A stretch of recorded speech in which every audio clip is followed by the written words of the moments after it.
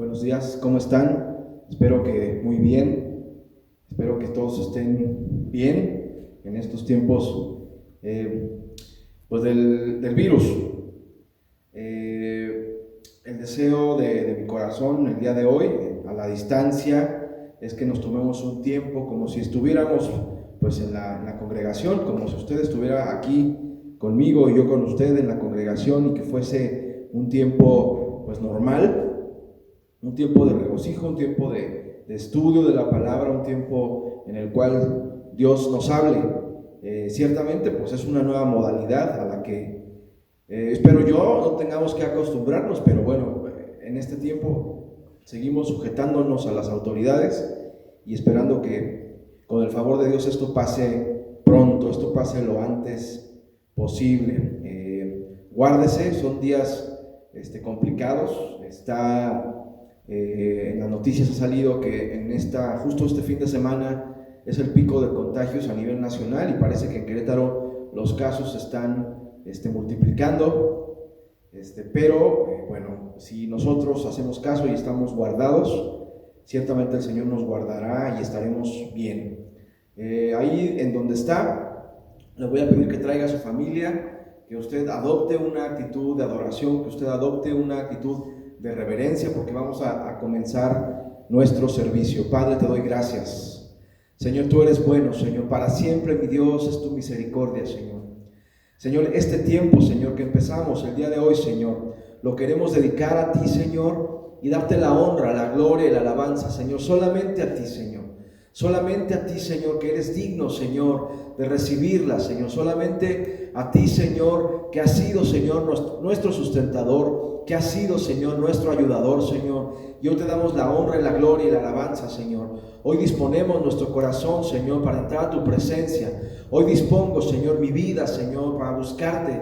Hoy dispongo mi corazón para inquirir en tu palabra, Señor, y que tú me hables, Señor. Pero antes, Señor, yo te doy gracias, Señor, por todo lo que has hecho, Señor, por nosotros, por todo lo que has hecho, Señor, en nosotros, Señor, y aún seguirás haciendo, Señor. Mi corazón, Señor, está dispuesto, Señor. En mi corazón, Señor, hay gratitud, Señor, en esta hora, Señor, porque has sido tan bueno, Señor, con nosotros. Ahí, hermano, donde estás, métete a la presencia de Dios y agradécele al Señor por todos sus favores, por todas sus maravillas, por todo lo bueno que ha sido contigo. Agradécele por el trabajo, por tu casa, por tus hijos, aún por lo que todavía no logras. Dale gracias a Dios, Señor. Te damos gracias, Señor. Hoy queremos, Señor, entrar a tu presencia, Señor, con manos santas, Señor. Hoy queremos entrar, Señor, a tu presencia, Señor, para que tú nos hables, Señor, para que tú toques nuestro corazón, para que tú, Señor, hagas conforme a tu voluntad en nuestro corazón y en nuestra vida, Señor. Espíritu Santo, fluye con libertad en esta mañana. Espíritu Santo, fluye con libertad a través de nuestros pensamientos, a través de lo que hablemos, Espíritu Santo, a través de lo que recibamos, Espíritu Santo, fluye con total libertad en esta mañana. Te damos las gracias, te damos la honra, la alabanza a ti, Señor, porque eres bueno, Señor, y para siempre, Señor, es tu misericordia.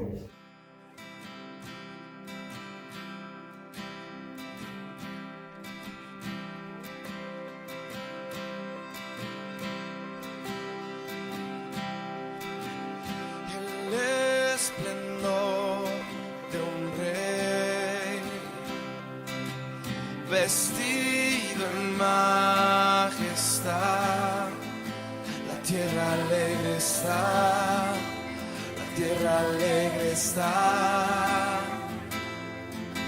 cubierto está de luz, venció la oscuridad y tiembla a su voz, tiembla a su voz. Cuán grande es Dios, cántale cuán grande es Dios, y todos lo verán. Cuán grande es Dios.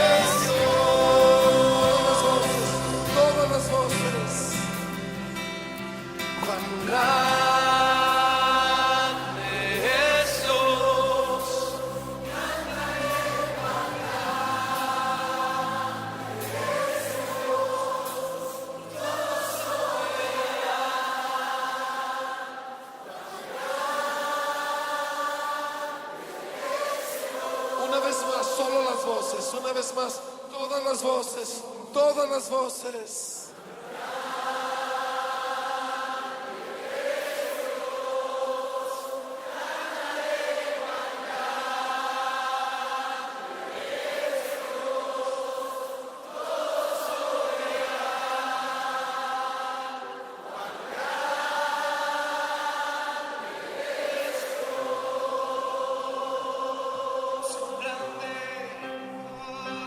Cuán grande es Dios, cantaré cuán grande es Dios, todos lo verán, cuán grande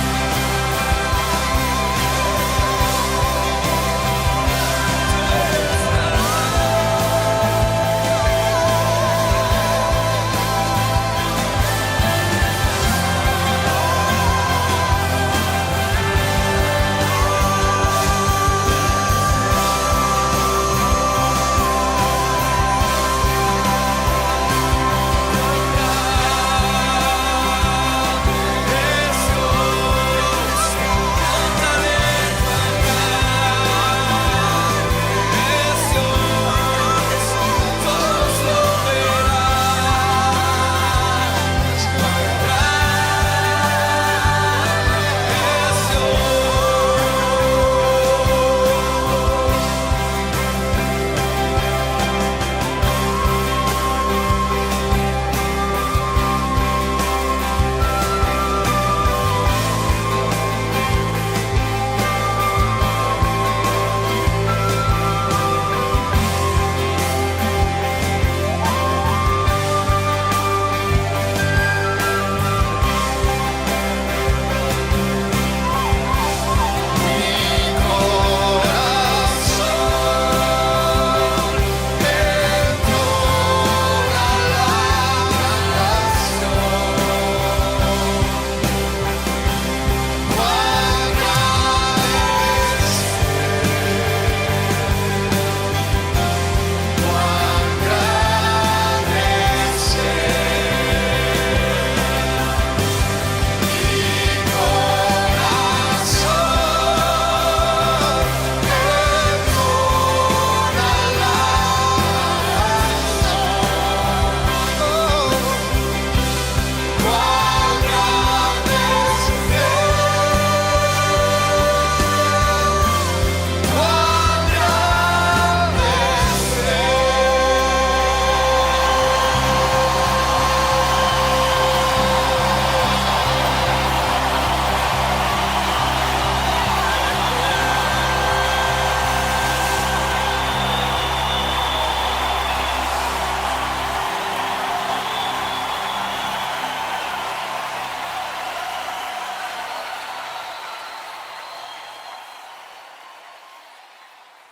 Bien, mis hermanos, vamos a comenzar este tiempo de la palabra del Señor. Quiero compartir con usted algo que estuve estudiando durante la semana. Bueno, de las varias cosas que ahora con el tiempo pues tuve oportunidad de estudiar en la Escritura. Y hay algo que me llamó particularmente la atención y está en el libro de Apocalipsis capítulo 14. Vaya conmigo, ahí aproveche un té, un café, ahí en su casa sí se vale. Así es que en su sala, en su comedor, donde usted esté, vamos a comenzar este tiempo. Apocalipsis 14, vamos a leer de los versículos 1 hasta el verso 5. Dice aquí: después miré, y he aquí el Cordero. Después miré, y he aquí el Cordero estaba en pie sobre el monte de Sión, y con él 144,000 que tenían el nombre de él y el de su padre escrito en la frente. Y oí una voz del cielo como estruendo de muchas aguas y como sonido de un gran trueno, y la voz que oí era como de arpistas que tocaban sus arpas. Y cantaban, verso 3, un cántico nuevo delante del trono y delante de los 4 seres vivientes y de los ancianos, y nadie podía aprender el cántico sino aquellos 144,000 que fueron redimidos de entre los de la tierra. Verso 4. Estos son los que no se contaminaron con mujeres, pues son vírgenes. Otras versiones dicen, pues son castos. Estos son los que siguen al Cordero por donde quiera que va. Estos fueron redimidos de entre los hombres como primicias para Dios y para el Cordero. Verso 5. Y en sus bocas no fue hallada mentira, pues son sin mancha delante del trono de Dios. Bueno, este pasaje que seguramente usted ya habrá leído y seguramente usted ya habrá escuchado, leído, es famoso, célebre, porque tanto en este capítulo 14 como en el capítulo 7 se habla de la famosísima frase de los 144,000. Seguramente usted ha recibido o ha visto a los testigos de Jehová, por ejemplo, que andan de casa en casa y ellos traen el rollo este de los 144,000, y antes, no sé ahora, pero antes decían que los 144,000 correspondían a 144,000 testigos de Jehová. ¿De dónde sacaron esa versión? Pues no lo sé, pero en el pueblo cristiano, en el pueblo evangélico, hay distintas versiones, distintas teorías, vamos a decirlo así, sobre los 144,000. No quisiera meterme a profundidad de esas dos teorías, a esas dos posiciones, pero sí, al menos quiero darle una panorámica general de esas dos, y después yo le diré cuál es mi postura, y eso va a ser el texto base que vamos a estar revisando. Digamos, la primera posición, la primera teoría es que, de acuerdo a Apocalipsis 7, estos 144,000 corresponden a 144,000 judíos que se van a salvar después de la gran tribulación. Esa es una de las posiciones evangélicas. Por ejemplo, el capítulo 7 de Apocalipsis, sería como el texto base. Me parece que es el verso 3. Es el verso 4, mire lo que dice el verso 4, Apocalipsis 7:4, que dice: y oí el número de los sellados, 144,000 sellados, de todas las tribus de los hijos de Israel. Y aquí pareciera que es muy claro que hay 144,000 y estos 144,000 son judíos. Y aquí enuncia de qué tribus son estos sellados. Excluye algunas tribus, y una interpretación, por lo tanto, es que son judíos. Yo no puedo decir que no sea cierta esta interpretación, más bien, y esta es mi posición y esta es la segunda teoría, yo creo que en Apocalipsis 14 se habla de otros 144,000, no judíos, sino 144,000 pertenecientes a la iglesia, redimidos también, que no han sido contaminados, que no serán contaminados, y eso es lo que voy a desarrollar acá. Por lo tanto, mi hipótesis, que en realidad, ya pensándolo bien, es como mi intento de teoría es como una tercera teoría, es como una tercera propuesta, que en realidad no solamente son los judíos, no solamente es la iglesia, sino que es la iglesia. Estos 144,000 que habla Apocalipsis 14 es o son parte de los que vamos a ser arrebatados en el arrebatamiento. Propiamente la iglesia, sí la iglesia, pero con ciertas características que ahora vamos a revisar, vamos a escudriñar con un poco más de calma. Miren, este versículo, vamos a regresar a Apocalipsis 14:1 y vamos a detenernos un poco en algunos puntos de este versículo 1. Dice: después miré, y aquí el Cordero estaba en pie sobre el monte de Sión. El Cordero estaba en pie sobre el monte Sión, no el monte Sinaí, sino el monte Sión. Sión, a diferencia del Sinaí, Sión no está en la tierra, sino que está en el cielo, está en los cielos. Por lo tanto, Sión no es algo tangible como lo sería el Sinaí, o como hubiera sido el Sinaí en aquel entonces, sino que está hablando de un monte de santidad, de consagración, pero que no está en la tierra. Este es el primer punto que quisiera destacar. Pero sobre todo, dice aquí, después de la coma dice, y con él 144,000 que tenían el nombre de él y el de su padre escrito en la frente. Ahora, lo primero que yo quisiera decir en este versículo es lo siguiente: si el Cordero estaba en pie en el monte de los Olivos y junto con él estos 144,000, tendríamos que decir que estos 144,000 también estaban de pie junto al Cordero. Fíjese, primer punto.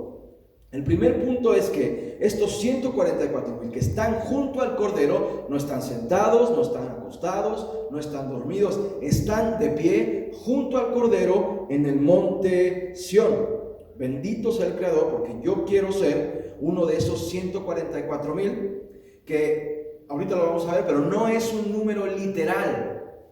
O sea, usted imagínese que fuera literal, pues muy poquitos se salvarían, muy poquitos serían arrebatados, muy poquitos tendrían posibilidades, y esto lo vamos a ver más adelante cuando veamos las características de estos 144,000. Pero el primer punto es entonces que estos 144,000, este número de arrebatados, el número que vaya a ser, están de pie junto al Cordero. ¿Pero qué significa que están de pie junto al Cordero? ¿Cuál es esta característica de estos arrebatados que nos va a dar el derecho de ser arrebatados? Acompáñeme, sin perder Apocalipsis, acompáñeme al libro de Lucas, capítulo 21.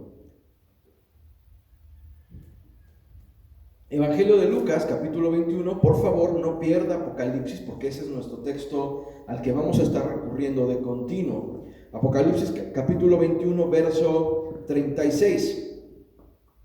Dice, velad pues en todo tiempo orando, para que seáis tenidos por dignos de escapar de todas estas cosas que vendrán.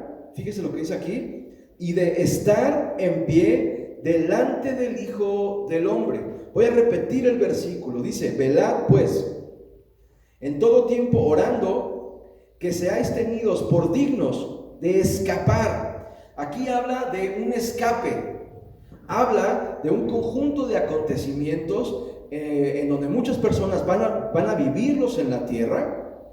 Yo particularmente no deseo estar en la tierra durante esos acontecimientos, sino más bien, así como Lot, a mí me gustaría ser arrebatado y no vivir la destrucción que Lot, de la cual Lot se salvó en Sodoma y en Gomorra. Lo mismo sucederá en aquellos días. Unos serán parte de ese espectáculo, no, es una palabra fea, serán parte de esos acontecimientos históricos trágicos, porque serán tiempos de destrucción de la tierra, serán tiempos de gran tribulación. Lo que nos está hablando aquí en Lucas 21:36 es que estos hijos o estas personas serán tenidos por dignos de escapar de todas estas cosas que vendrán y de estar en pie delante del Hijo del Hombre. De estar en pie, ¿en dónde? Pues en el monte Sión, como lo relata Apocalipsis 14:1. Es decir, estos estaremos de pie junto al Cordero en el monte Sión, porque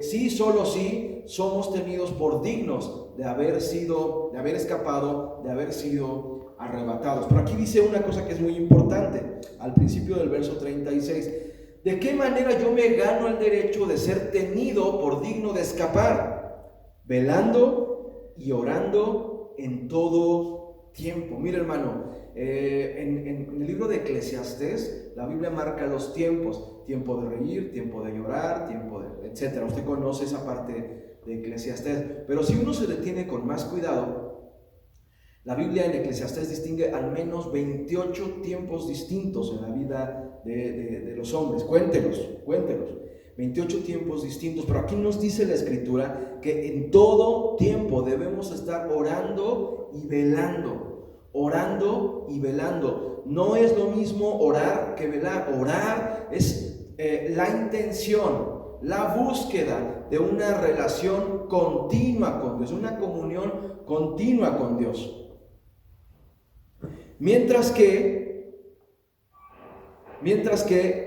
velar, es que usted no está viendo, pero se metió una lagartija a la congregación. Gracias a Dios que a las lagartijas no se les pega el coronavirus, ellas no tienen ningún tipo de restricción y pueden estar aquí, aún ellas y ellos pueden escuchar y deben escuchar la palabra de Dios. La palabra dice que toda criatura doblará sus rodillas. Pero bueno, ya regreso a donde estaba. Le decía yo que orar es comunión continua con Dios, pero velar es una actitud de permanente estado de alerta. Fíjese, de permanente estado de alerta. Quiere decir que no se vale dormirnos.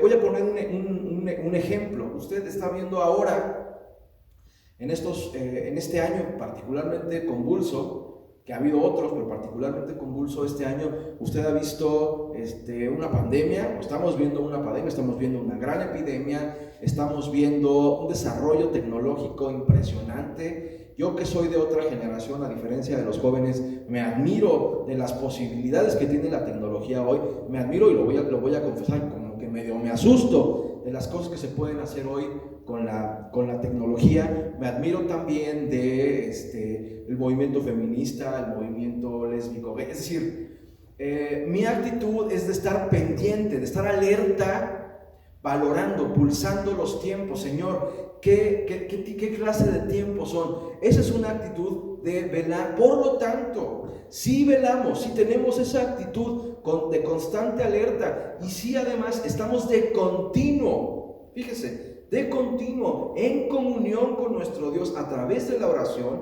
entonces podemos ser tenidos por dignos para escapar de lo que se viene para la tierra.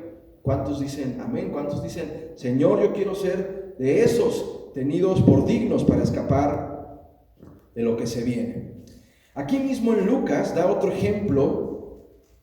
En Lucas 18, vamos a leer 18 del verso 1 al 8. Dice así: también les refirió Jesús una parábola sobre la necesidad de orar siempre y no desmayar. Fíjese, orar siempre y no desmayar. Verso 2, diciendo: había en una ciudad un juez que ni temía a Dios ni respetaba a hombre. Verso 3, había también en aquella ciudad una viuda, la cual venía a él diciendo: hazme justicia de mi adversario. Y él no quiso por algún tiempo, pero después de esto dijo dentro de sí: aunque ni temo a Dios ni tengo respeto a hombre, sin embargo, porque esta viuda me es molesta, le haré justicia, no sea que viniendo de continuo me agote la paciencia. Y dijo el Señor: oíd lo que dijo el juez injusto. Verso 7, ¿y acaso Dios no hará justicia a sus escogidos, que claman a él día y noche? ¿Se tardará en responderles? Y el verso 8 me dejó verdaderamente helado. Os digo que pronto les dará justicia, pero cuando venga el Hijo del Hombre, ¿hallará fe en la tierra? ¿Hallará quien esté velando y orando continuamente? Cuando el Señor venga, cuando el Señor sea el tiempo de ser arrebatados, la pregunta es: ¿encontrará fe en ti y en mí? ¿Y encontrará fe en la congregación? ¿Encontrará gente dispuesta y gente velando y orando de continuo? Ahí, hermano, pues, lo bueno es que no lo veo. Usted respóndase. Ahí mismo quiero llevarlo, en ese mismo punto quiero llevarlo al libro de los Hechos, capítulo 11. No, le estoy mintiendo, no es 11:45. Verso 55. Perdónenme, usted ya lo encontré. Hechos capítulo 7, verso 55.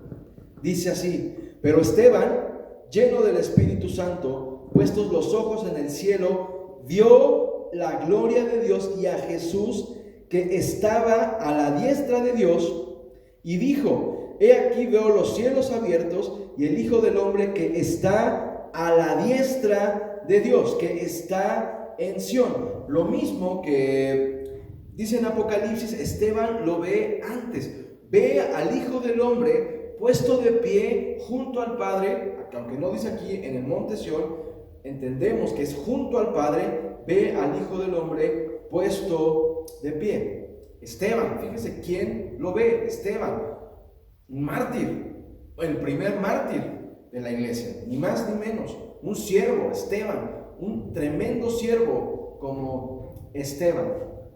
Ahora vamos a regresar al capítulo 14 de Apocalipsis, que insisto, es nuestro texto base.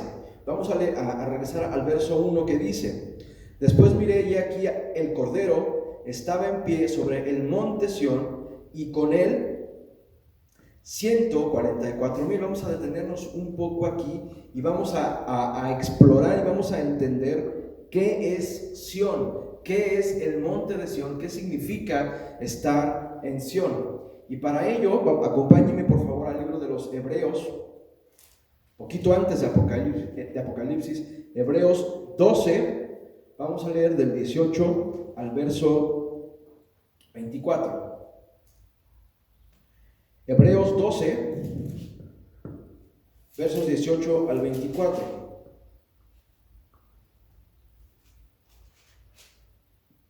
Dice: porque no os habéis acercado al monte que se podía palpar y que ardía en fuego, a la oscuridad, a las tinieblas y a la tempestad. Pablo está hablando aquí del monte del monte Sinaí, al que se acercaron los judíos y al que se acercó y al que subió Moisés. Verso 19: al sonido de la trompeta y a la voz que hablaba, la cual los que la oyeron rogaron que no se les hablase más, porque no podían soportar lo que se ordenaba. Si aún una bestia tocare el monte, será apedreada o pasada con dardo. Y tan terrible era lo que se veía, que Moisés dijo: estoy espantado y temblando.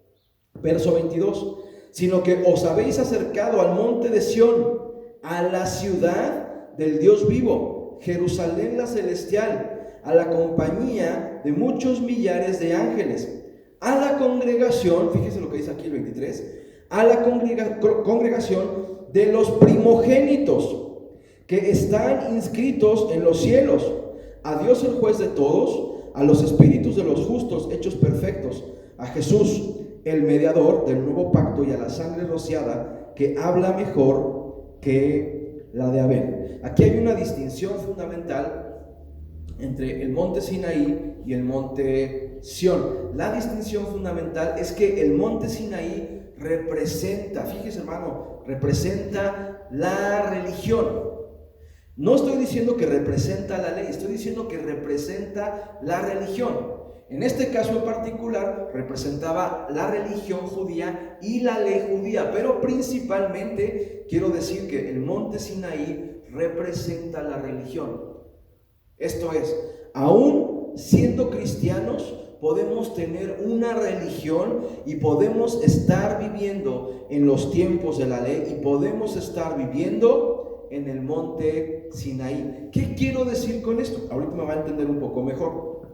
En contraste, Pablo habla de que no nos hemos acercado al Sinaí, sino que nos hemos acercado a Sión. Y cuando dice Sión, hace referencia también a Abel y hace referencia a la sangre del nuevo pacto. La diferencia fundamental entre la religión y el nuevo pacto es el amor. Porque la religión produce miedo. La religión produce reglas que no se pueden llevar humanamente. La religión castra, la religión espanta, la religión aburre, la religión harta a la gente. Por eso es que no nos hemos acercado a la religión. Espero, hermano, que no tengas como religión al cristianismo, sino que tu búsqueda y todo lo que haces en tu creencia sea por amor a Dios. La diferencia, pues, entre la religión y la vida cristiana es el amor. Es el amor. Eso es todo, el amor. Acuérdese lo que dice Pablo: si hablara en lenguas y si profetizara y si no sé cuántas cosas y no tuviera amor, sería como un címbalo que retiñe, que hace ruido, pero no tiene armonía. Nosotros no somos así. Nos hemos acercado al monte Sión por amor. O dicho de otra manera, solamente llegaremos a Sión por amor. Por eso es que la Biblia dice que no todo el que me diga Señor, Señor, verá el reino de los cielos. Fíjese, hermano, no todo el que me diga Señor, Señor, verá el reino de los cielos, sino aquel que hace la voluntad de mi Padre. Y la voluntad del Padre solamente se puede hacer por amor. Así es que, hermano, yo te invito una vez más, a que no veas la iglesia como una obligación, no veas la iglesia como algo que te quita libertad, no veas la iglesia como una imposición, algo que tenemos que hacer. No veas la iglesia como un compromiso. Ve la iglesia y ven a la iglesia por amor. Y todo lo que hagas, hazlo por amor. Todo lo que hagas, hazlo por amor. Así barras, así escombres en la iglesia, así impermeabilices lo que hagas, así toques o ministres en el altar. Todo lo que hagas en la iglesia y para Dios, hazlo por amor y con amor. Ese es el secreto para los que queremos ser arrebatados, para los que queremos estar en Sión. Mire, y además tiene un sentido práctico que es muy importante. Una persona cuando está casada pero no está enamorada, una persona que está casada pero no ama, es una persona que le va a costar muchísimo trabajo ser fiel. Es más, yo le puedo asegurar que es infiel, o puede ser, o está a nada de ser infiel, porque no ama. Puede estar muy acostumbrado, puede estar muy habituado a la otra persona, pero si no hay amor, en cuanto se le presente una oportunidad, se va a ir y va a ser infiel.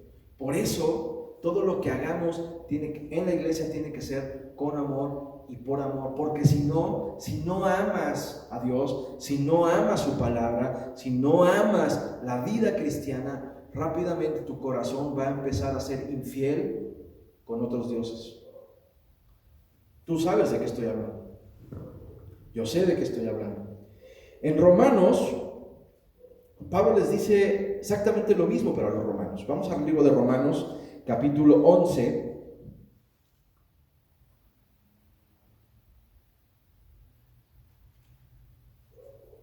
Versos 24 al 28. Romanos 11, 24 al 28. Miren, llevamos un punto. El primer punto es que, ¿qué significa los que están de pie junto al Cordero? El segundo punto es, ¿qué significa Sión? Dice, capítulo 11 de Romanos, verso 24.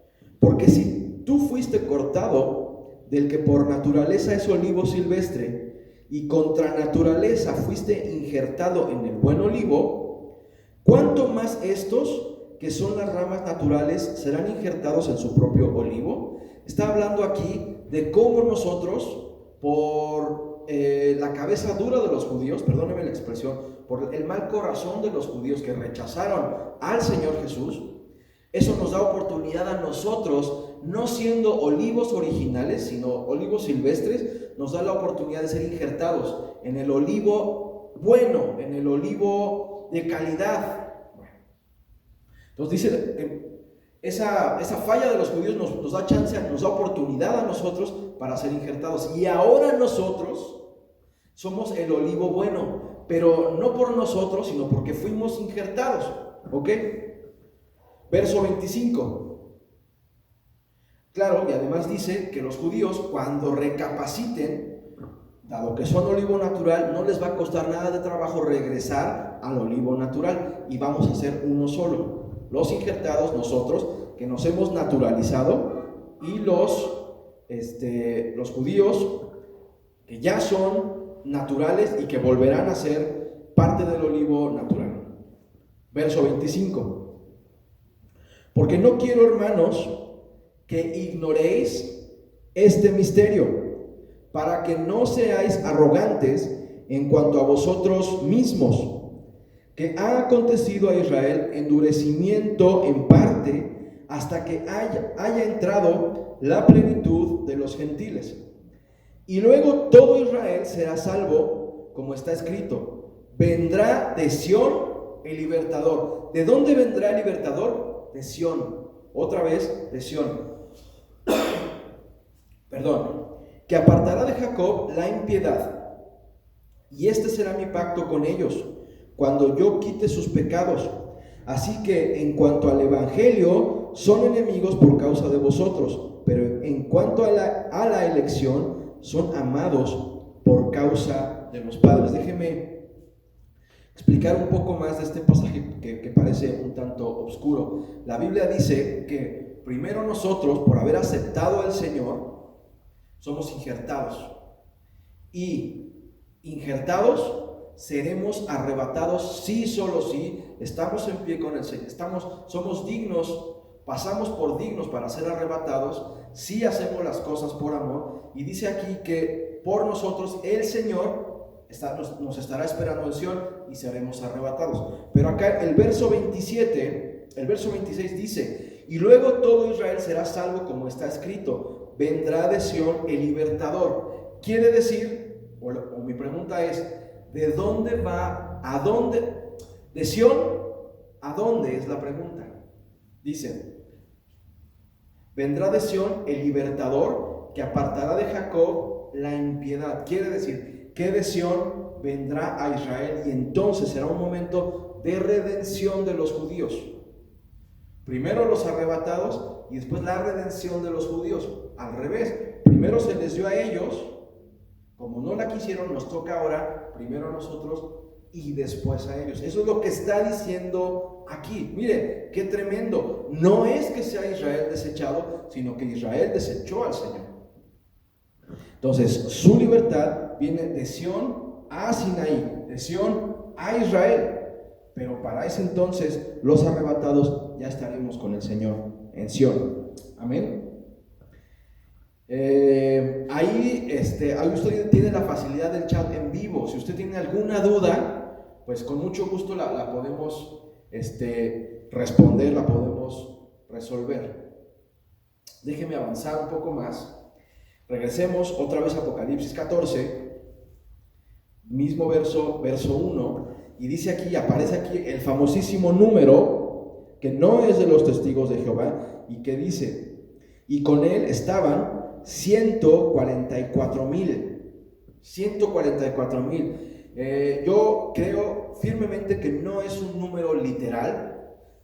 No nos tenemos que poner a hacer cuentas o hacer un censo de los posibles arrebatados. No podemos hacer eso, no tiene sentido. Lo que estoy hablando que es un número, yo le llamo así, de perfección gubernamental personal, porque mire, 144,000 es el resultado de multiplicar 12 por 12,000, lo cual da 144,000. Y esto quiere decir gobierno perfecto, gobierno total. Quiere decir que nosotros, estos 144,000, que es, insisto, un número simbólico, en realidad es un reconocimiento de que el Señor Jesús es tu Salvador y es mi Salvador, es tu Maestro y es mi Maestro, pero que también es tu Señor y es mi Señor. Muchas veces reconocemos a Jesús como nuestro Salvador. Otros lo admiran y lo reconocen como su Maestro. Incluso de otras religiones se refieren a Él como Maestro. Pero qué diferente y qué importante y qué perfección es reconocerlo como nuestro Señor. Lo cual quiere decir que aceptamos su señorío en nuestras vidas. Usted me entiende lo que estoy diciendo acá. Entonces, aquí está, para mí, estos 144,000 en realidad es esto. Y luego dice que estos 144,000 tienen otra característica. Dice que están sellados, que tenían el nombre de Él y el de su Padre escrito en la frente, que habían sido sellados, que habían sido marcados con el nombre del Señor y con el nombre de su Padre en la frente. En Apocalipsis 7, regresémonos un poquito, ahí mismo en el libro de Apocalipsis, pero en el capítulo 7, en el verso 3, vamos a leer versos 3 y verso 14, dice el 3, diciendo: no hagáis daño a la tierra, ni al mar, ni a los árboles, hasta que hayamos sellado en sus frentes a los siervos de nuestro Dios. Fíjese, hermano, que este sello de los 144,000 es para los siervos de Dios. Ojo, y siervo de Dios es aquel desde que ministra en el altar hasta que recoge una silla. Siervo de Dios es aquel que limpia el baño, que barre la calle para la congregación, para Dios, como el que toca en la alabanza, como el que predica. Esos somos los siervos de Dios. Ahora, un siervo de Dios, esto ya lo hemos dicho muchas veces, pero el siervo de Dios, y por ser siervo, significa que no tiene derechos, significa que no tiene voluntad, que su voluntad le pertenece por completo a su Señor, que no es dueño de nada, sino que reconoce como único dueño a su Señor. Esos somos los siervos del Señor. Fíjese, hermano, siervos. Y cuando eres siervo, el Señor te marca. Cuando eres siervo, el Señor te dice, el sello es para apartar algo. Es decir, este es de mi propiedad, como se hace con el ganado. Le ponen un sello para decir, pertenece a tal o cual ganadería, como se hace con los toros de Lidia. Le ponen el sello y dice, pertenece a tal o cual ganadería. El Señor sella a sus siervos en señal de que somos de su propiedad. Ahora, también es cierto que anteriormente la Biblia lo remarca, que se utilizaba un anillo, que los reyes utilizaban un anillo para sellar. Y cuando una carta, un edicto llevaba el sello, la marca del rey, entonces era que el rey le daba su aval, que el rey daba su consentimiento para esa comunicación, que era de la voluntad y de la anuencia del rey. Lo mismo los siervos. Los siervos somos sellados y somos marcados como parte de su propiedad. Y hermano, si somos de su propiedad, ¿de qué podemos preocuparnos? ¿De qué podemos temer? Porque somos de Él. Estamos asegurados. Por eso le pregunto, ¿conviene o no conviene servir a Dios? Usted ya me dirá. Verso 14 del capítulo 7 de Apocalipsis. Yo le dije, mire, aquí quiero remarcar que está hablando de los sellados, de los 144,000 sellados, y después dice la Biblia que después del sello, es que no me quiero meter ese tema, pero mire, dice, vamos nada más a regresar un poco al verso 3, como un paréntesis, sin desviarme. Verso 3 dice lo siguiente, diciendo, no hagáis daño a la tierra, ni al mar, ni a los árboles, hasta que hayamos sellado en sus frentes a los siervos de nuestro Dios. Quiere decir que va a llegar un momento en donde va a ser dañada la tierra, el mar, los árboles, y antes de que suceda ese daño sobre la tierra, vamos a ser sellados sus siervos. Yo creo que después de que seamos sellados sus siervos, entonces seremos arrebatados. Y entonces se va a desatar el caos sobre la tierra, como dice este versículo 3.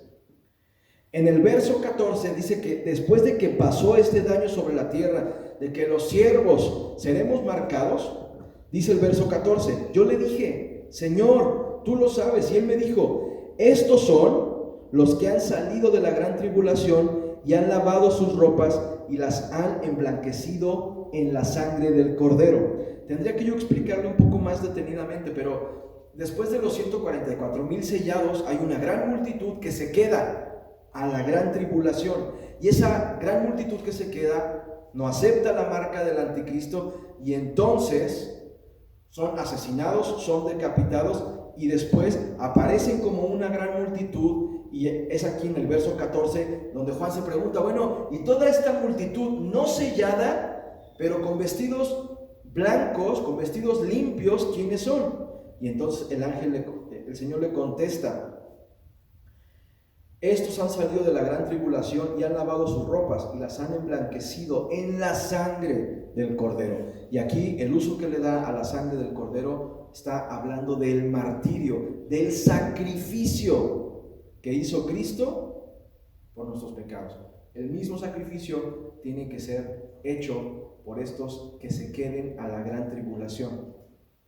Los siervos, en algún sentido, padecemos lo mismo o tendremos que padecer lo mismo que padeció el Señor. Ojo, ya luego me pregunta con más calma de este particular. Continuando con esto de los 144,000, ¿quiénes son los 144,000? Ya dijimos que son siervos, ya dijimos que sirven por amor, ya dijimos que oran y velan y por lo tanto son tenidos como dignos para ser arrebatados. Hay una característica más: son y están marcados. Ezequiel capítulo 9, verso 4. Ezequiel capítulo 9, verso 4.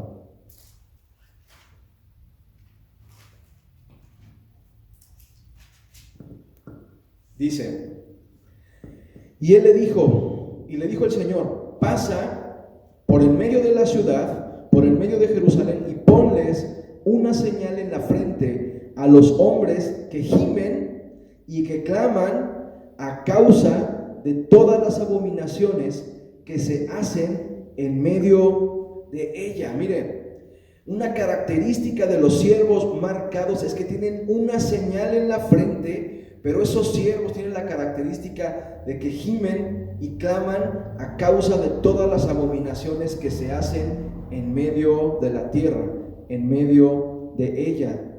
Y en el original lo que me encontré es que la marca que el Señor les pone es la letra hebrea Tau, que usted está viendo ahora en su pantalla. Esa letra, esa literal, que es la última del alfabeto hebreo, los cabalistas consideran que es la letra del reino de los reinos, y por eso es la última, porque hasta el último se reconocerá a nuestro Señor como el Rey de todos los reinos.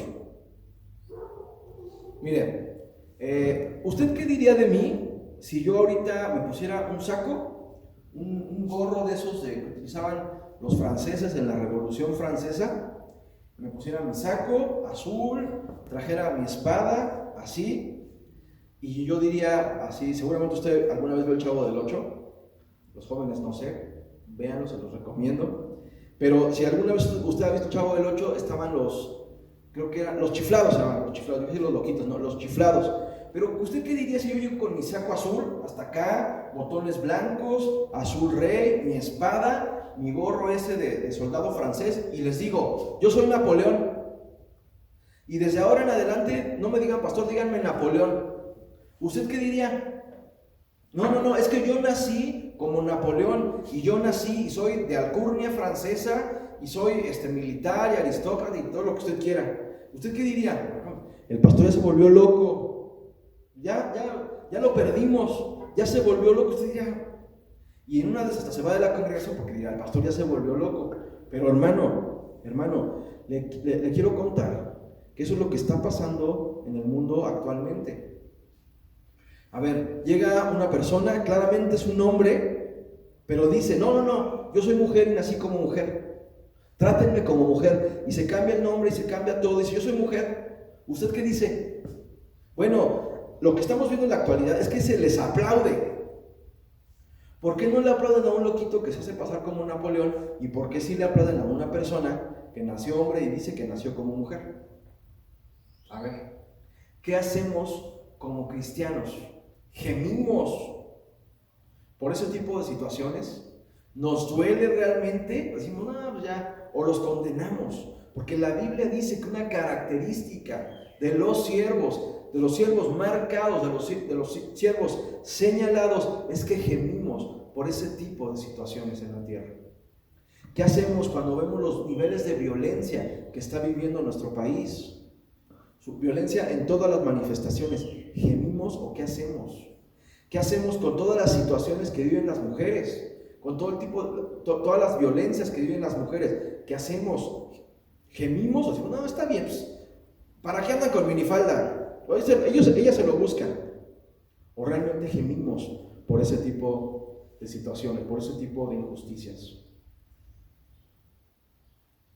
Vamos a seguir avanzando. No sé cómo andamos de tiempo, pero déjeme apuro. Regresemos al 14, por fin vamos a brincarle al versículo 2. Dice: y oí una voz del cielo como estruendo de muchas aguas y como sonido de un gran trueno, y la voz que oí era como de arpistas que tocaban sus arpas. Verso 3. Y cantaban un cántico nuevo delante del trono y delante de los 4 seres vivientes y de los ancianos, y nadie podía aprender el cántico sino aquellos 144,000 que fueron redimidos de entre los de la tierra. Cuando la Biblia habla de cántico nuevo, y la palabra nuevo, según el diccionario de la Real Academia de la Lengua Española, lo nuevo es lo recién hecho y fabricado, algo que se oye, algo que se ve, algo que se palpa por primera vez, algo inédito, algo que no tiene antecedente. Ese es el cántico nuevo. Y además dice que nadie podía entender ni aprender, por lo tanto, el cántico, sino solamente esos 144,000. Ahora, ¿qué quiere decir esto? Yo no sé si usted, ahora que sigue enamorado de su esposa, que sigue enamorado de su esposo, y si no, seguramente se acordará cuando fue novio o novia, que hasta le componíamos, yo no sé si canciones, no todos tenemos talento para la música, pero canciones inéditas, poemas, lo que antes utilizaba los acrósticos. Es decir, era una composición nueva motivada por el amor, que nadie podía aprender, nadie podía imitar porque era propia. No había parangón, no había antecedentes de ella. Lo mismo está diciendo, estos 144,000 tienen cántico nuevo porque el amor los hace cantar cosas que solamente ellos pueden entender, que solamente ellos han vivido y solamente ellos, nosotros podemos entender. No sé si me estoy explicando. Que fueron redimidos de entre los de la tierra. Verso 4. Me voy acercando al punto. Dice: estos son los que no se contaminaron con mujeres, pues son vírgenes. Estos son los que siguen al Cordero por donde quiera que va. Estos fueron redimidos de entre los hombres como primicias para Dios y para el Cordero. Mire, aquí aparecen varias cosas. La primera que me llama la atención es que no se contaminaron, no se contaminan con mujeres, porque son vírgenes o castos. Segunda cosa que me llama la atención. Tercer cosa que me llama la atención, dice que son primicias para Dios.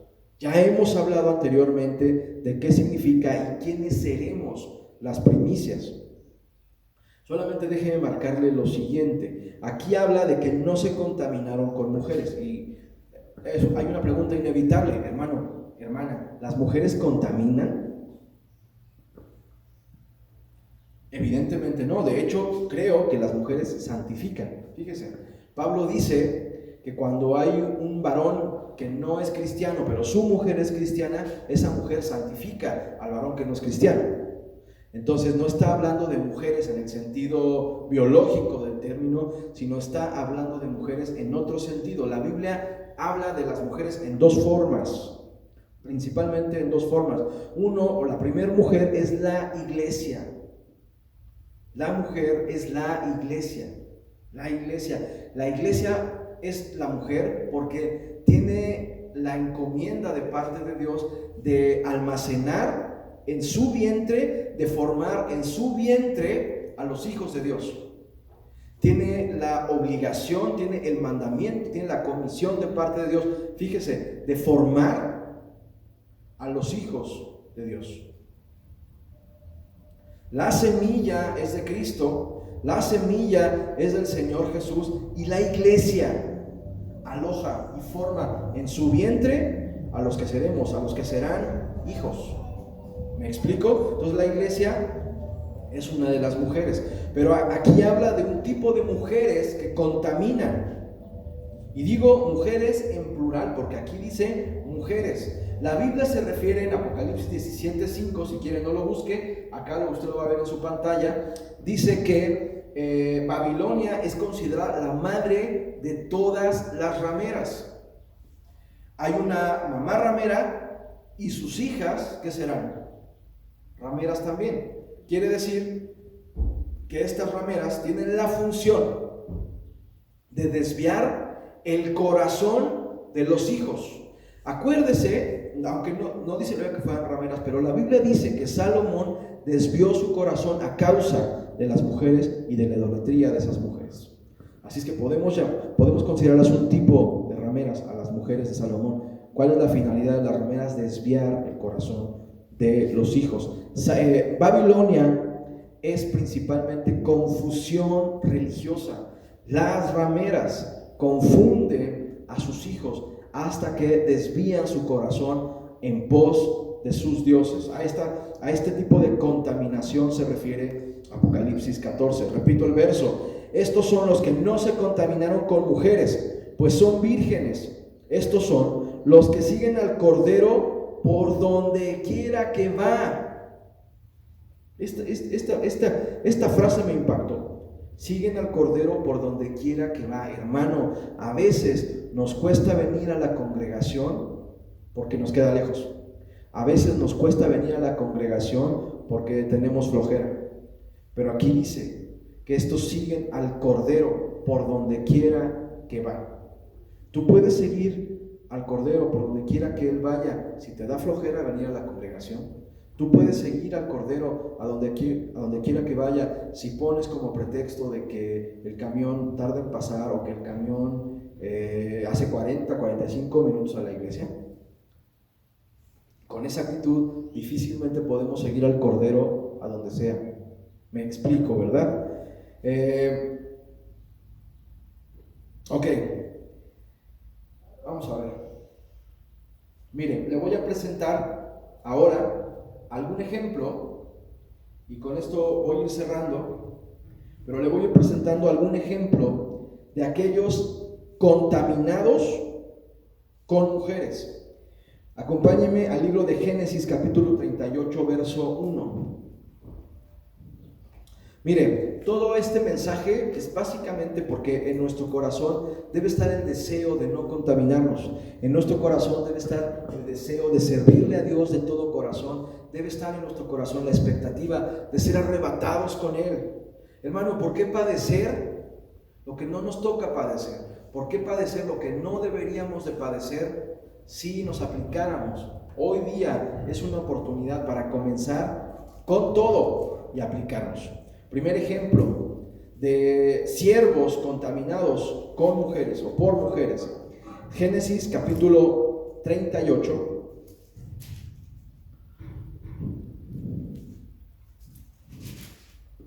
Verso 1. Es Judá. Dice, aconteció. Judá significa alabanza. Ojo, alabanza. Judá significa alabanza. Mire, los que están aquí en la alabanza, los que acostumbran estar en la alabanza, corren el peligro de contaminarse con rameras. Ojo. Capítulo 38 de Génesis, verso 1, dice: aconteció en aquel tiempo que Judá se apartó de sus hermanos, se fue de su congregación, se alejó de la congregación y se fue a un varón adulamita que se llamaba Hira. La traducción de Hira, ojo, ministros del altar, Hira significa fama. Y vio allí Judá la hija de un hombre cananeo, la cual se llamaba Súa, y la tomó y se llegó a ella. Judá, la alabanza, se aleja de sus hermanos. El ministro se aleja de sus hermanos, se aleja de sus principios y generalmente se aleja por fama, ira y por Súa. Súa significa riquezas. Mire el peligro. ¿Por qué se alejó Judá? ¿Por qué se alejó la alabanza? Por fama y por riquezas. Dicen por ahí que los tres enemigos del cristiano son dama, lana y fama. ¿Será? Pero aquí Judá se aleja por seguir la fama y por seguir las riquezas. Verso 15. Usted conoce la historia, solamente estoy marcando algunos versículos que me parecen relevantes en el contexto de lo que quiero trasladarle. Dice el verso 15: y la vio Judá y la tuvo por ramera, porque ella había cubierto su rostro. Judá se encuentra con una persona que en realidad era su nuera, pero que está ataviada de ramera.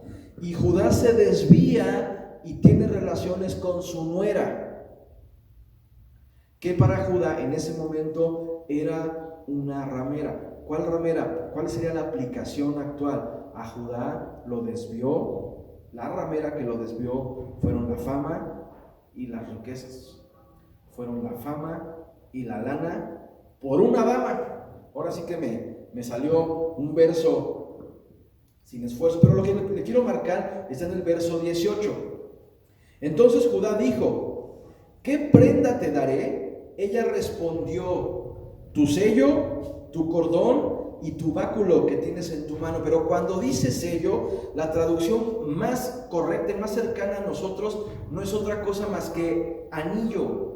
Lo que la ramera le quitó a Judá fue su anillo. Ahora, piense, hermano, casado o próximo a casarse, cuando a usted, mujer, cuando, sobre todo a las mujeres, les dan un anillo de compromiso, o el varón o la mujer tiene un anillo de casado, el anillo refleja el compromiso con la otra persona. ¿Qué quiere decir esto? Que el casado no se pertenece a sí mismo, que la comprometida no se pertenece a sí misma, sino que, entre comillas, tiene un dueño, tiene un compromiso con alguien y por lo tanto no puede desviar su mirada. Ahora, ¿por qué le estoy diciendo esto y cómo es que lo conecto con el arrebatamiento? Muy simple, porque el que pierde su anillo pierde el derecho de ser parte de la novia del Cordero.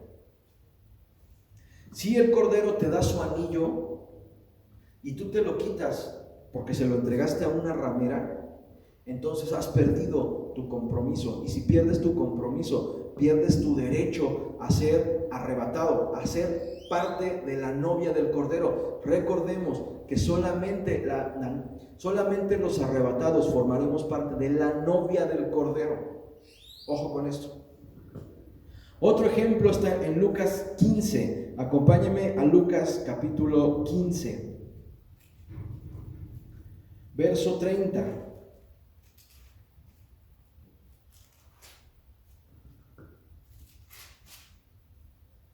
Dice así: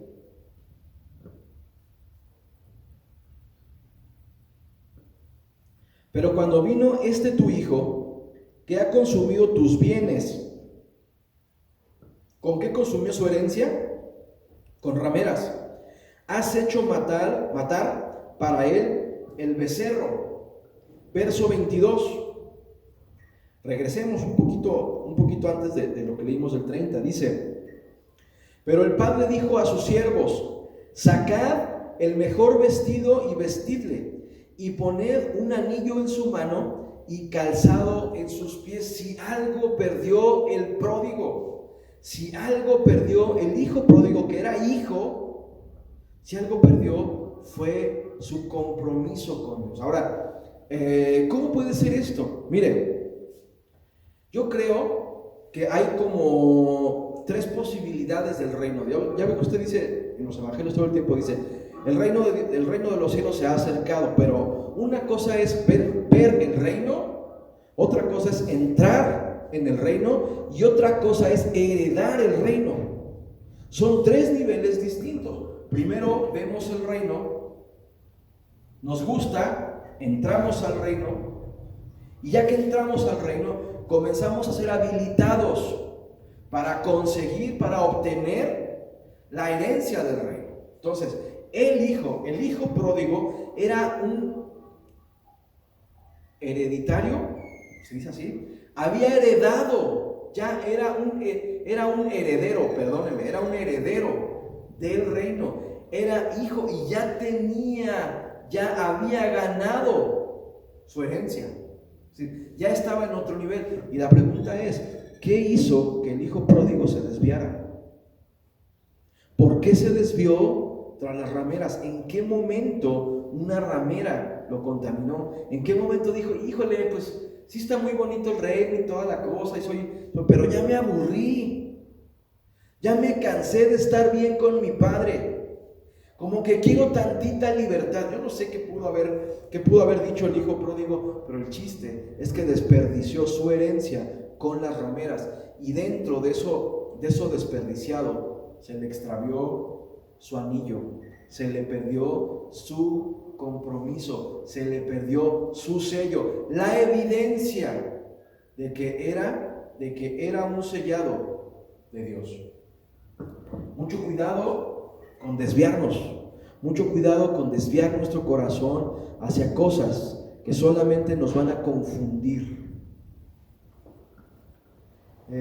Jesús les recuerda a sus discípulos que tengan cuidado de la levadura, de los saduceos, de los fariseos. Y cuando dice fariseos, les recuerda de la levadura de la hipocresía, de ser religioso pero no creyente. Cuando dice saduceos, mucho cuidado con la levadura que mete otras doctrinas extrañas que también desvían el corazón de los hijos. Hay otro ejemplo que está en el segundo libro de los Reyes, capítulo 9, verso 22. Segundo de Reyes, capítulo 9, verso 22. Estas últimas 4 semanas, hemos estado muy pegados al libro de los Reyes, si usted se acuerda. Reyes, capítulo 9, verso 22, dice aquí, no obstante, 9. Cuando vio Joram a Jehú, dijo, ¿hay paz, Jehú? Y él respondió, ¿qué paz con las fornicaciones de Jezabel, tu madre, y sus muchas hechicerías? Jezabel es el ejemplo de cómo el reino de Israel se había desviado en pos de una ramera, cómo el rey Acab había permitido y se había casado con una ramera y había desviado su corazón tras los ídolos, tras los dioses de Jezabel. ¿Cuál es la característica de Jezabel? Que prostituye la palabra de Dios, que seduce la palabra de Dios, que la pervierte, que la desvía. Jezabel tenía, si no mal recuerdo, 830 o 850 profetas, y dice la Biblia que todos eran sus amantes. Profetas, amantes de la hechicera Jezabel, profetas, amantes de aquella que quiso destruir al profeta quizás el más importante de la historia, después de Juan el Bautista. Jezabel seduce para destruir la palabra de Dios. ¿Cómo que destruir la palabra de Dios? ¿Cómo de que destruir la palabra de Dios? Mira, hermano, usted y yo destruimos la palabra de Dios cuando expurgamos la comida. Cuando decimos, bueno, sí, eso que dice el pastor está bien, pero como que no todo me gustó, como que eso no es cierto, como que eso no me queda. Cuando uno hace eso, estás destruyendo la palabra de Dios. No digo que no seas juicioso, no digo que no seas cuidadoso con lo que recibes. Lo que estoy diciendo es que no podemos añadir ni quitarle nada a la palabra de Dios. Yo estoy diciendo que no podemos hacer una religión a la carta. Jezabel destruyó, mire, otro ejemplo que ahorita me vino a la mente, Juan el Bautista. ¿Por qué fue decapitado Juan el Bautista? ¿Quién lo mandó decapitar? ¿Por qué lo decapitó? Juan el Bautista fue y le dijo a la esposa de Herodes, le dijo, oye, no está bien, y eso fue fornicación. Y dijo, no me gusta. ¿Cómo que me viene a decir la palabra? Y cuando sucedió eso, esta mujer se comportó como Jezabel y le cortó la cabeza a Juan el Bautista. Como Jezabel había intentado matar a Elías, pero no pudo matarlo. ¿Me explico? Es decir, Jezabel pervierte, tuerce, seduce, prostituye la palabra de Dios. En Apocalipsis 2:20 vamos cerrando ya. En Apocalipsis 2:20 dice lo siguiente.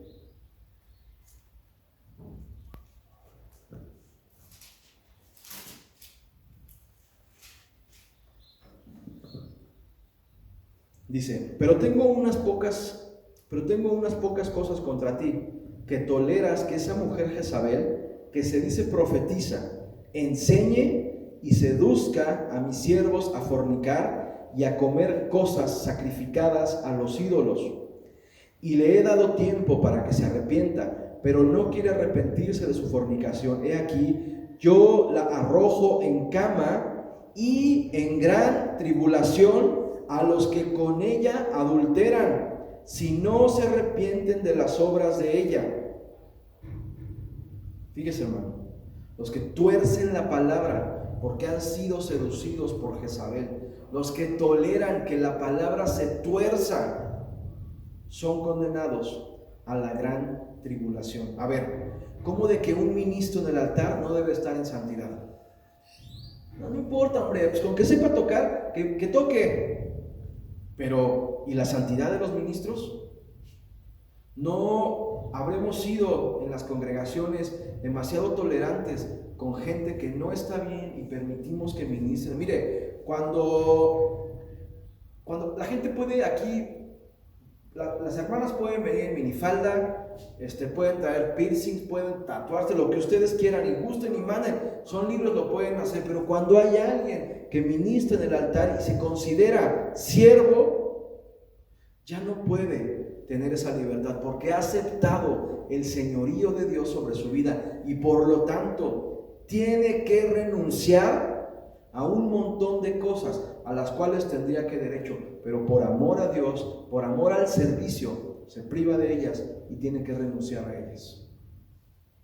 ¿Me explico? Y como iglesias a veces hemos tolerado que la palabra se tuerza, que el derecho se tuerza. No, hombre, pues, ¿qué tanto es tantito? ¿Cuántas veces hemos tolerado que mucha gente hace lo que quiere, critica, y con tal de que no se vaya, no le decimos, no lo confrontamos, estamos torciendo la palabra, estamos matando la palabra de Dios? ¿Me explico con lo que estoy diciendo?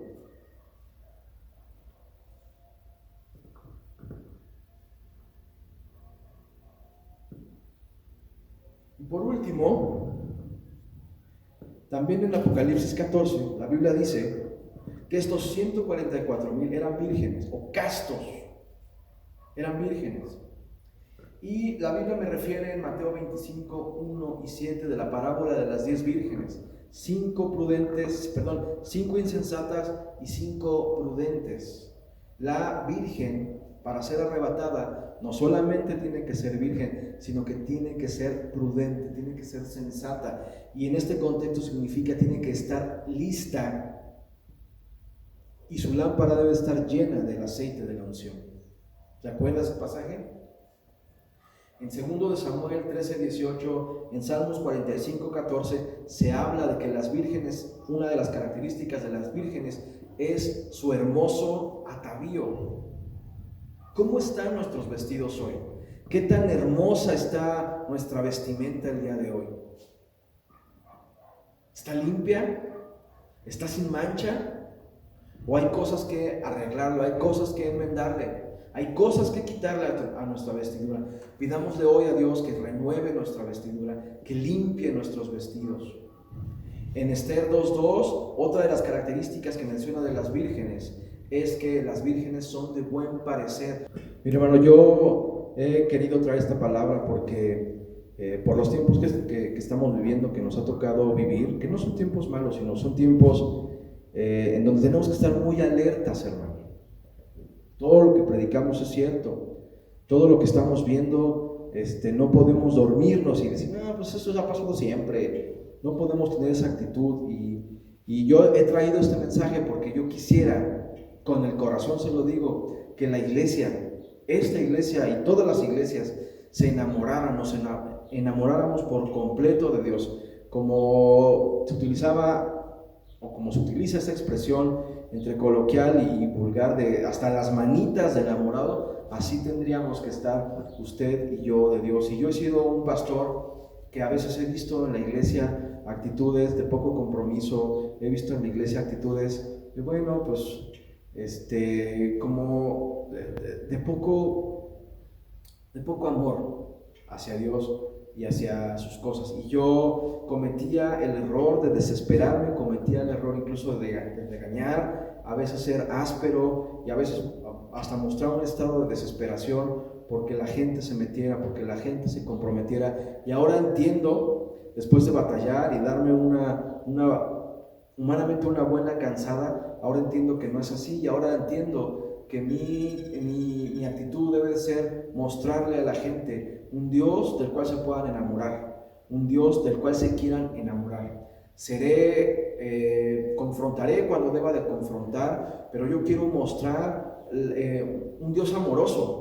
Yo quiero mostrar un Dios poderoso para que la gente se enamore, para que la gente no diga, no es una religión, no, o sea, de verdad, a mí no me interesa que haya una membresía, que crezca la membresía en la iglesia, no me interesa eso. Me interesa que los que estamos aquí, muchos, pocos que somos ahora o muchos que después seamos, no me interesa el número, no me interesa quiénes sean, me interesa que estemos enamorados de Dios, para que en esa medida podamos ser arrebatados, para que en esa medida podamos ser tomados por dignos de escapar de lo que se viene para la tierra. Que el Señor nos haya sellado como sus siervos y como sus escogidos. Ahí donde está usted, incline su rostro, vamos a hacer una palabra de oración. Señor, te damos gracias, Padre, en esta mañana, Señor. Tú eres bueno, Señor. Para siempre, Señor, es tu misericordia, Señor. Padre, hoy queremos, Señor, con una actitud, Señor, de humildad delante de ti, Señor, suplicarte, Señor, que laves nuestros vestidos, Señor. Suplicarte, Señor, con una actitud de toda humildad, Señor, que me limpies, Señor. Toda mancha, Señor, toda arruga, Señor. Hoy, Señor, te pido perdón, Señor, si no he sido digno de ti, Señor. Si no te he servido, Señor. Si no he tenido en mi corazón una actitud de amor, Señor, de compromiso hacia ti, Señor. Yo quiero, Señor, ser llamado tu siervo, Señor. Pero no solamente, Señor, por tener una religión, Señor, no solamente por no tener voluntad, Señor, sino sobre todo, Señor, porque en mi corazón hay un amor inmenso hacia ti, Señor. Señor, ¿cómo pagar, Señor, el sacrificio que has hecho por mí en la cruz, Señor? ¿Cómo pagar, Señor, tantas bendiciones que nos has dado, Señor, si no es con nuestras vidas, si no es con nuestros servicios, Señor? Padre, de ahora en adelante, Señor, todo lo que hagamos, Señor, lo haremos, Señor, como sirviéndote a ti, Señor, pero con todo nuestro corazón, Señor, con todo amor, Señor. Aún un vaso, Señor, que pongamos delante de alguien, Señor, lo haremos, Señor, con todo amor, Señor. Aún, Señor, una basura que recojamos en el templo, Señor, aún, Señor, a alguien que le hablemos, Señor, lo haremos con todo nuestro compromiso, Señor, y con todo nuestro amor, Señor, por ti. Señor, que cuando tú vengas, Señor, halles fe en nosotros, Señor. Que cuando tú vengas, Señor, seamos tenidos, Señor, por dignos, Señor, de ser arrebatados, Señor, y de estar, Señor, y de ser parte, Señor, de tu novia, Señor. Prepáranos, Señor. Cada día prepáranos, Señor. Cada día revélanos, Señor, en qué tenemos que cambiar, Señor. Qué aspecto tenemos que quitar de nuestras vidas, Señor.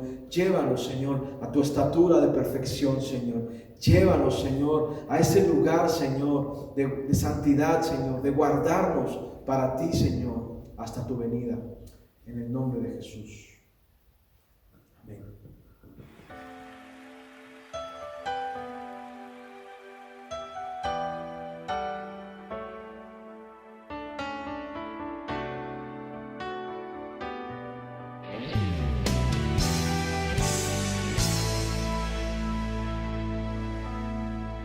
Con tu sangre nos has redimido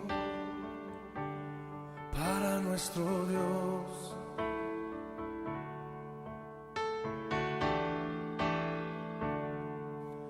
De todo linaje,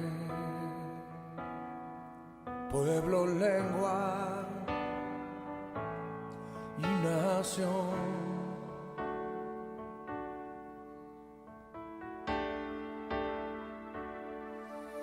Nos has hecho reyes y sacerdotes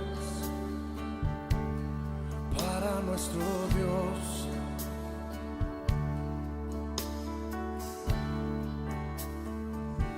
Y reinaremos sobre la tierra. Gloria al Cordero de Dios. Exaltar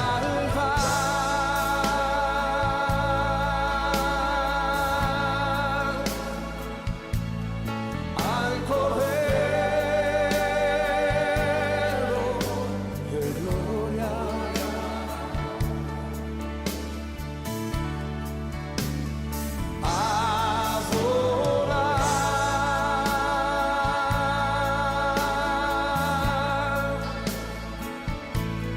Al que vive y reina,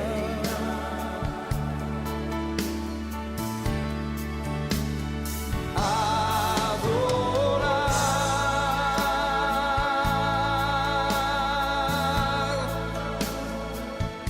al Dios Altísimo, Padre eterno, Cordero de Dios.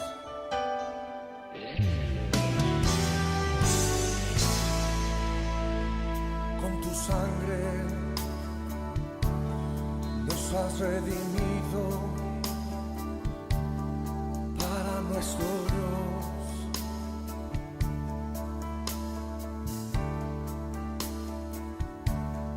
De todo linaje, pueblo, lengua y nación.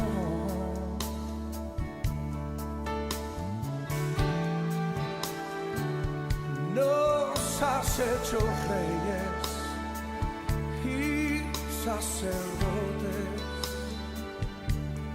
para nuestro Dios.